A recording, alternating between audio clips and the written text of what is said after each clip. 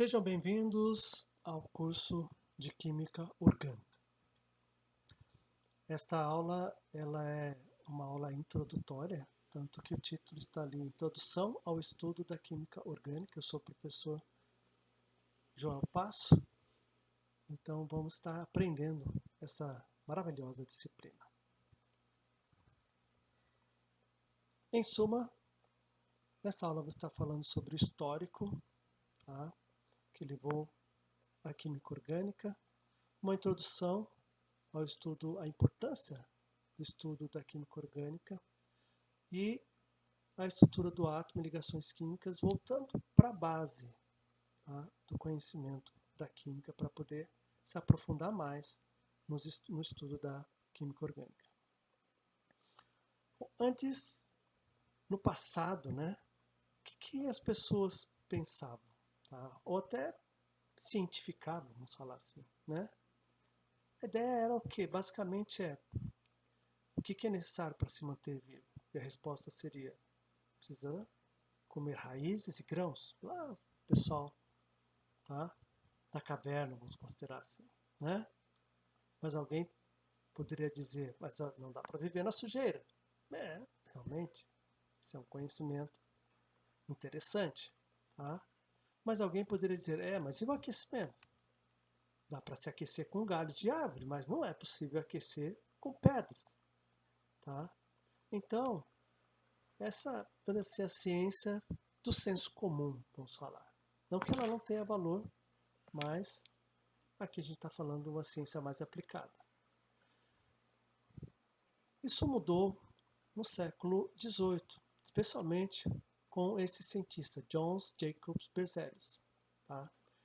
E ele, observando a natureza, ele tinha um laboratório top na época, descobriu vários compostos da tabela periódica, então o trabalho de ponta era ali com o Berzelius.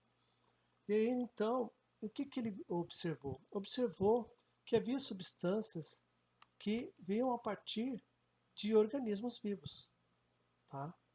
E esses organismos vivos tinham uma força vital que ele chamava de imensurável, ou seja, não dá para medir, ou seja, é a essência da vida. Então, ele denominou, tá, essas substâncias de orgânicas, porque ela vem de organismos vivos e que possuem essa força vital. E, obviamente, como os químicos não conseguiam, e não conseguem até hoje, né, criar vida em laboratório, tá, ele entendeu também que o composto orgânico ele só poderia vir a partir de substâncias, a partir peraí, vamos parar um pouquinho. Os compostos orgânicos só poderiam vir a partir da natureza. Tá? Não era possível fazer isso em laboratório, sintetizar em laboratório. Tá? E aí, por outro lado, como aqueles que entendiam que não dava para se aquecer com as pedras, né? Ele viu os derivados dos minerais. Tá? Então, como é que ele denominou esses derivados de minerais? Ele denominou, tá, como inorgânico. Então, o composto inorgânico ele é uma negação do orgânico. Tá? Inorgânico, não orgânico. Interessante, né? Bom, era um cientista famoso, extremamente famoso. Lembra-se quando se tem uma teoria, tá? A teoria, ela pode ser derrubada, tá? Esse negócio de que a ciência, tá, é a última palavra, não, tá? Na verdade, a dúvida, tá? A dúvida é a máxima da ciência, tá? Então, a ciência, e aí talvez você possa pensar, poxa, mas a dúvida é a máxima da ciência? Duvidar, falsear é a máxima da ciência, tá? Mas é aí que está a força da ciência, tá? Duvidar dos conceitos estabelecidos e tentar verificar se eles são falsos. E se eles realmente continuarem verdadeiros, apesar de alguém estarem tentando falsear ele, verificar se ele é falso, então quer dizer que aquela teoria é uma teoria que está muito bem embasada, muito bem fortalecida. Tá? Mas é claro, mesmo sendo Berzelius, tá? Essa teoria ela tem que ser questionada, ela deve ser questionada. Toda e qualquer teoria. Não existe uma teoria que ela não possa ser questionada. Tá? Se acontecer alguma coisa nesse sentido, da teoria que não pode ser questionada, então ela não é científica. Ela falta base científica para ela. Tá? Então, se é ciência, tá? A dúvida é a regra. Tá? E o que aconteceu? Aconteceu que o Friedrich Wöhler, tá? um aluno do Berzelius, ele fez um experimento lá com cianato de amônio, tá? Aqueceu. Cianato de amônio é um composto mineral, e ao aquecer, ele obteve ureia. E ureia não é um composto mineral, mas sim um composto, ele é excretado pelos mamíferos, na urina, por exemplo. Então, mas como é que é isso? Ele conseguiu, então, chegar num composto orgânico a partir de um composto inorgânico, sem utilizar nenhuma força vital ou nenhum animal, por exemplo, ou planta. Tá? Com isso, ele derrubou a teoria da força vital do seu professor Berzelius. Tá? Berzelius.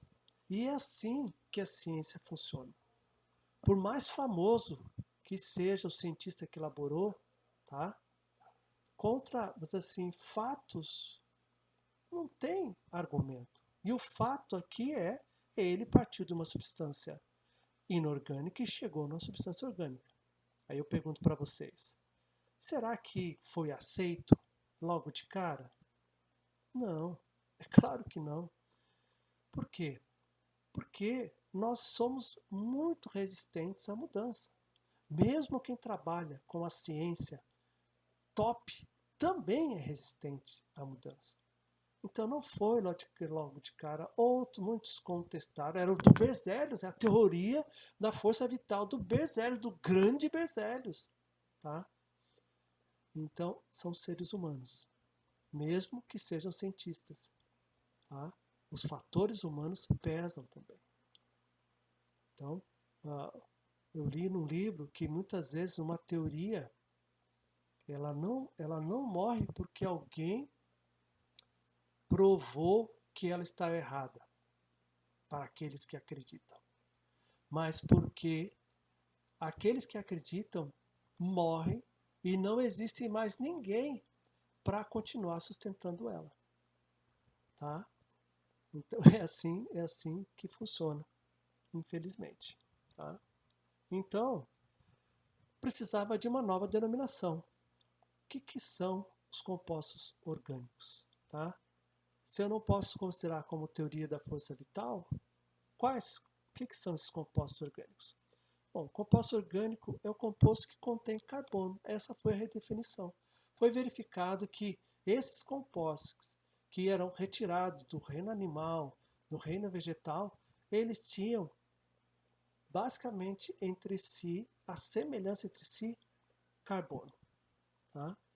Então, e aí nós partimos agora, por que estudar a química orgânica? Por que se dedicar para a química? Porque tem só uma disciplina de química orgânica, né, especial na química. A química ela é dividida em química inorgânica, em físico-química, tá? Ela também é analítica, química analítica, tá? A química orgânica e tem o ensino de química também, tá? Então nós temos uma química pensando tecnicamente, né, só uma química só do carbono. Nenhuma das outras três, tá? Não tem a química só do sódio, a química só do selênio, a química só do flúor. Claro que existe todo um estudo para esses compostos, tá? Mas eles não são tão importantes assim para que uma química seja especial deles, tá? Né? Então, primeiro, né? Então, por que existe, tá, toda uma área voltada ao carbono? Olha ali, moléculas que fazem a vida possível. A vida é a base de carbono, lembre-se disso. Tá? Então, nós temos aí as proteínas, as enzimas, as vitaminas, os lipídios, carboidratos, ácidos nucleicos, etc. São moléculas da vida. Todas elas contêm carbono. As reações químicas no nosso corpo. Nós somos uma máquina, tá, de reações químicas. Então, essas reações, a grande maioria delas, são a química orgânica pode explicar. Tá? São reações orgânicas. Os compostos encontrados na natureza. Olha aí, ó. Alimentos, drogas ou medicamentos, podemos dizer, né? Drogas na ideia de medicamento. Tá? Matéria-primas para roupa, gás natural, petróleo, etc. Então, nós temos muitos compostos à base de carbono. E os compostos que não são encontrados na natureza são chamados compostos sintéticos, tá? E aí, esses compostos sintéticos, tá? Eles são sintetizados com o conhecimento da química orgânica. Tecido sintético, por exemplo, versus o natural, tá? Aqui, só um detalhe. Se não tivesse o tecido sintético, os compostos, assim, toda a área arável ali, isso é 2000, tá? Anos 2000, toda a área arável dos Estados Unidos seria utilizada especialmente, tá? Para a plantação de algodão, tá?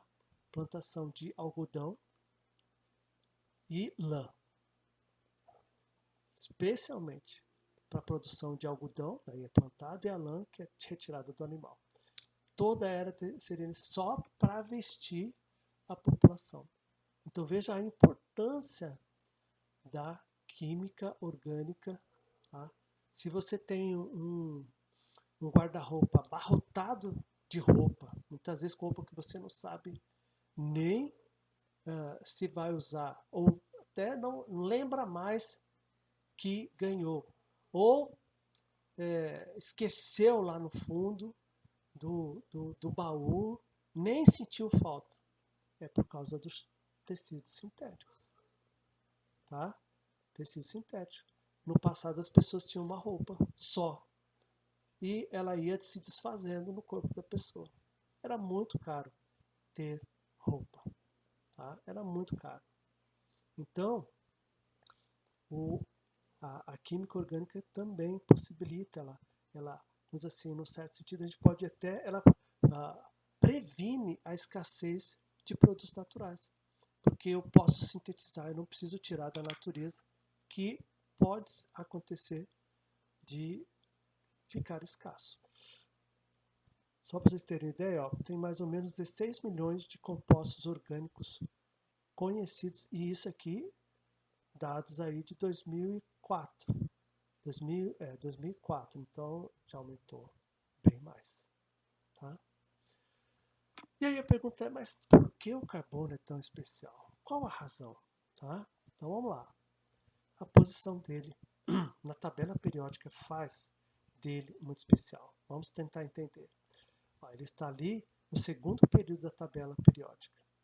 Você olhar aqui, ó, e no meio, ó, a parte central da tabela periódica. O que nós temos aqui? Ó? à sua esquerda, tá? Elementos que têm a tendência de doar elétrons. À sua direita, elementos que têm tendência de receber elétrons. Mas o carbono ele não tem nem tendência de doar elétrons e não tem nem tendência de receber elétrons. Na verdade, a tendência dele é de compartilhar elétrons. Tá? De compartilhar elétrons. Ele resiste doar elétrons e tem resistência de receber elétrons. Mas ele compartilha elétrons facilmente. E é isso que faz com que essa capacidade de compartilhar elétrons faz com vários átomos e com ele mesmo, tá? Que faz com que tenhamos milhões de compostos estáveis.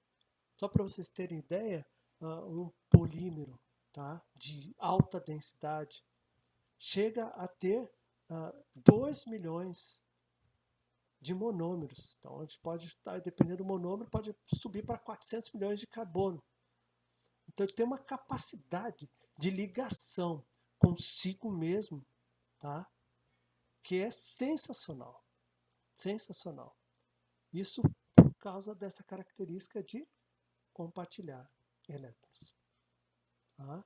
E aí, então, por isso a gente tem uma variedade tão grande na natureza. Tá? Nós somos vida à base de carbono. Quando se pensa em vida fora do planeta, se pensa em carbono. Tem que ter água e tem que ter fonte de carbono. Tá? Por quê? Por causa dessa molécula. Não é qualquer molécula que conseguiria, que é tão versátil. O nosso canivete suíço da tabela periódica é o carbono. Tá?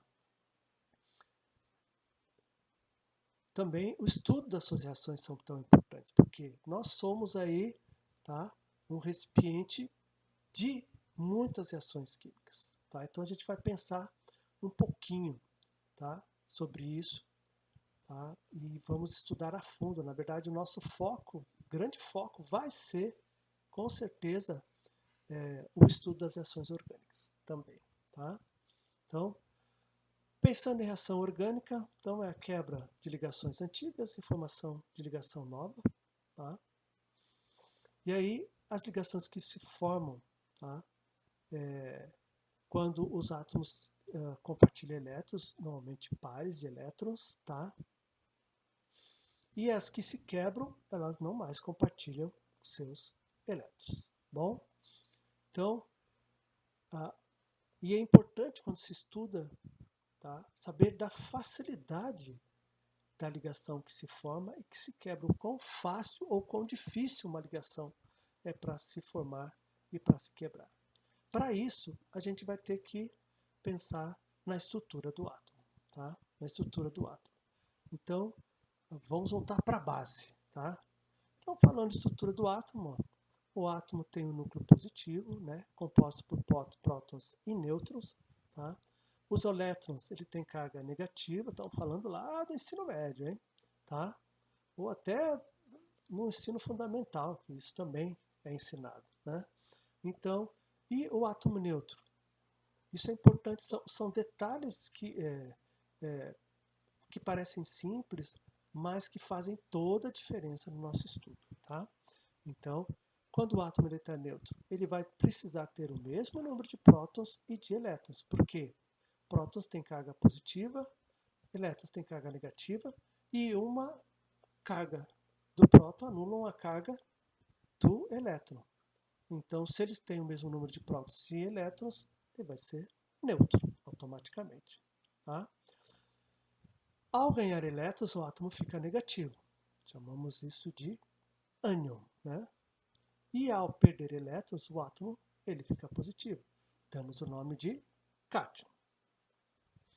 O número de prótons ele não muda, pelo menos nas condições que nós estamos pensando, senão seria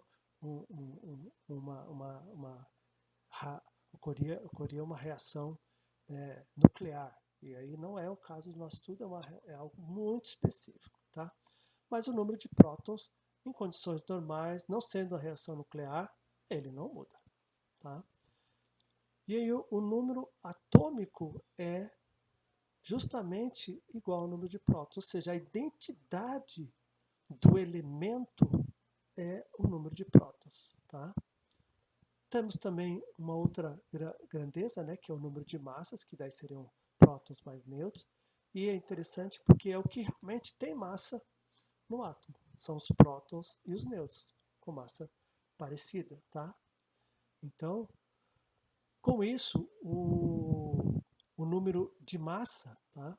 Ele é calculado, tá? Ele, claro que a gente vai ter, por exemplo, no carbono, nós temos três, tá? Três tipos de carbono: o carbono 12, o carbono 13 e o carbono 14. Tá? O carbono 14 ele é traço, tá? Por isso que se você somar aqui dá 100%. Então talvez ali seja 98,88999 e aqui 1,1099 alguma coisa, tá? Então o carbono 14 é traço, apesar que fecha 100 aqui, tá? Mas então esses chamados isótopos, tá? Esses isótopos eles estão aí na natureza, tá? Substância natural. Então, tá? Eles é que vão dar, tá? A massa, tá? A massa atômica do nosso composto. E eles estão em proporções, você vê que o carbono 12, que tem 6 prótons e 6 nêutrons, ele é majoritário, né? Majoritário, tá? Mas esse de 1,11 não pode ser desprezado, lembre-se disso, tá? Ele é muito útil. Aqui, por exemplo, quando se fala em ressonância magnética, é esse isótopo que é medido, tá? Aí quando se fala, tá, em datação, tá? Datação radiométrica, é esse isótopo que é considerado. Ele tem uma meia-vida de 5.730 anos, então, conforme ele vai, o animal, quando o animal está vivo, ou a planta está viva, está sempre absorvendo carbono 14 e exalando, tá? E só que quando morre, para a absorção. E aí, a partir daí, o carbono 14 que foi inserido na estrutura daquele organismo vivo, ou morto, né, na verdade, ele vai, a única coisa, a única forma dele sair ou dele diminuir é por decaimento, tá? E aí esse decaimento radioativo é que é possível fazer essa medida, tá? Do carbono, usando carbono 14 para medir, tá? Aí como eu comentei, ó, aí a massa atômica ela vai ser uma composição desses isótopos, tá? Aqui, por exemplo, né, multiplicando ali, ó, tá? A porcentagem vezes a massa atômica do isótopo 12, a porcentagem vezes a massa atômica do isótopo 13 e o 14, como é traço, ele não entra aqui na conta, tá? E aí então, soma, tem-se aí a 12,011, e a gente trabalha com 12 normalmente, unidades de massa atômica, bom? E aí a distribuição dos elétrons. Os elétrons, tá? Eles estão em contínuo movimento. E eles estão, enquanto no núcleo, tá? No núcleo tem toda a massa, tá? Os elétrons estão, tá, na periferia do núcleo. E ali, o que se tem? O que se tem? Se tem o grande espaço, tá? E esse elétron está se movimentando. Tá, mas, poxa, se o elétron se movimenta com carga negativa e o núcleo é positivo, por que ele não cai no núcleo, tá? Uma das explicações é que tudo que se move tem energia cinética. E essa energia cinética gera uma força repulsiva em relação ao núcleo que impede o núcleo de puxar o elétron, tá? Então, aqui nós temos aí o Louis de Broglie. Louis de Broglie é um físico francês, tá? E ele mostrou que os elétrons, antes dele, se pensava, tá, que os elétrons eles eram basicamente partículas. Tá? Mas o Louis de Broglie fez a tese de doutorado dele baseado, tá, na fórmula desenvolvida por Einstein, que relaciona massa e energia, e numa fórmula desenvolvida por Planck, que relaciona frequência e energia. E nesse estudo ele chegou à conclusão, tá, que os elétrons podem ter propriedades de ondas. Tá? Pode ter propriedades de onda, por esse estudo. Isso estimulou grandemente os físicos, tá? E aí, para sugerir um conceito matemático que conhecemos como mecânica quântica. E aí entra quem? Agora entra o Erwin Schrödinger, tá? Ou Erwin Schrödinger. Ele é alemão, então W é Ever, tá?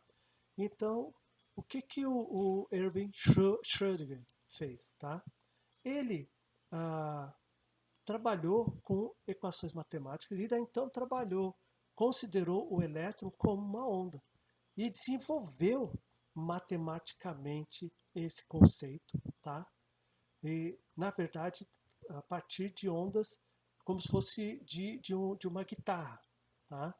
Então são ondas estacionárias e ele desenvolveu toda uma matemática em relação a isso. Só para vocês terem ideia, esse foi um outro momento que revolucionou a ciência. Naquela época, os físicos já achavam que tinham descoberto tudo, tá? Tudo que podia. A preocupação era só ajustar ali terceira, quarta casa após a vírgula. Já tinham descoberto tudo.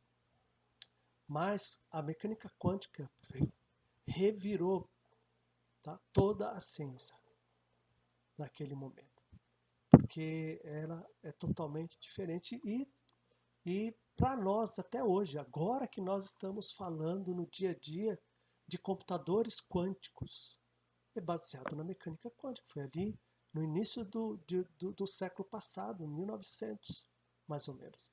Tá? Mesmo Einstein teve bastante dificuldade de aceitar os princípios da mecânica quântica, mas ela está muito bem estabelecida, há muita coisa a se fazer e o mundo está virando cada vez mais quântico, tá?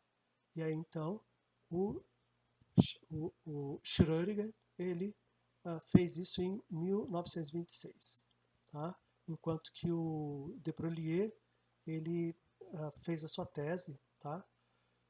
Em 1924. Ambos ganharam prêmio Nobel, tá? Então, de acordo com Schrödinger, o comportamento de cada elétron ou em um átomo ou uma molécula pode ser descrito por uma equação de onda, tá? E aí então a gente tem as funções de onda ou orbitais. A gente vai estar trabalhando com essas ideias. E daí vem os números que vocês de repente já viram, tá? Com certeza já viram. Vocês já viram aquele diagrama de Linus Pauling, 1s2, 2s2, tá? Tudo aquilo é mecânica quântica. É matemática. É expressar, tá, a posição do elétron via números, matematicamente falando. Então, aquela ideia de você ter um núcleo e o elétron girando em torno, como se fosse um planeta em torno do Sol, é uma ideia simplista. Na verdade, o modelo de átomo é um modelo mecânico quântico. Tá? Mecânico quântico. E aí, com isso, e com todo esse estudo, né, chegou-se também a princípios, né? O princípio de Aufbau, tá? Então, os elétrons ocupam orbitais de menor energia. Então, aqui a gente tem a sequência, né, dos orbitais e o de menor energia para o de maior energia, tá? E aí, então, aquele diagrama de Linus Pauling, ele respeita essa ordem de energia do menos para o mais, Tá? O princípio de exclusão do Pauli é outro também dado que nos ajuda para esse estudo. Ó. Então, não é possível mais que 2 elétrons para ocupar um orbital. E se tiver 2 elétrons, eles têm que estar girando em sentidos contrários, em spin opostos. Tá? E a regra de Hund, tá? A regra de Hund, em que quando há orbitais degenerados, os elétrons ocupam os orbitais vazios para depois emparelhar. Então, esses orbitais, tá, degenerados são orbitais semi-preenchidos com o mesmo nível de energia. Bom, vamos então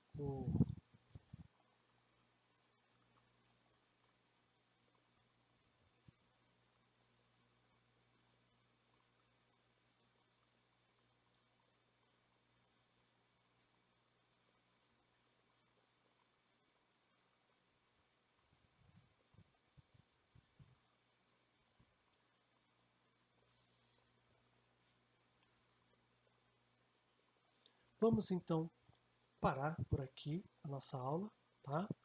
E eu gostaria de dizer a bibliografia que eu estou utilizando para essas aulas, para todo esse material, é baseada na Paula Bruce, tá?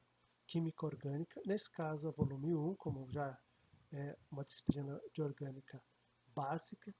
Então, esse livro é excelente, eu aconselho vocês terem na sua biblioteca para estudar. É um livro muito bom para você estudar, para lê-lo como um livro de cabeceira, tá? Extremamente didático, eu incentivo, tá? Então, obrigado pela atenção e soli Deo Glória. Como essa é a nossa primeira aula, né, de Orgânica 1, então eu vou explicar aqui porque eu vou estar usando, tá, esse soli Deo Glória sempre no final. E o que é o soli Deo Glória? Soli Deo Glória, ele vem dos 5 solas da Reforma Protestante. Isso ocorreu lá no século XVI, tá? Quando houve uma revolta em relação à igreja vigente, tá? Naquele momento histórico, estava totalmente distante das coisas de Deus. Então, e com isso, esse movimento, tá? Ele culminou nesses solas, 5 solas. E o que significa? O primeiro sola é chamado de sola scriptura. Sola scriptura, tá? Ele diz o quê? Somente a escritura. E o que é isso? Eles teriam somente a escritura como referência. A escritura, ou seja, a Bíblia, como palavra de Deus. Nada teria mais autoridade que a própria palavra de Deus, tá? Que ela é inspirada. E lá está a vontade de Deus para o ser humano. O outro solo é sola gratia, ou seja, somente a graça. Aquilo que Deus tem para nós é de graça, não é para ser comprado, é de graça. Na verdade, é tão caro que tem que ser dado de graça, senão nós nunca teríamos condições de comprar. Sola a fide, somente a fé. Então é por meio da fé que nós alcançamos, tá? Por meio expressamos essa graça na nossa vida, na verdade, tá? Expressamos essa graça na nossa vida. E solos Christus é Jesus, é fé, não é fé em qualquer coisa, é fé em Jesus Cristo. Ele morreu lá na cruz pelos nossos pecados e somos salvos por ele. E o último, tudo isso, todos os solos anteriores, eles culminam no soli Deo Glória. Ou seja, a Deus seja dada toda a glória. Ele criou tudo que existe, ele fez tudo que existe e ele é o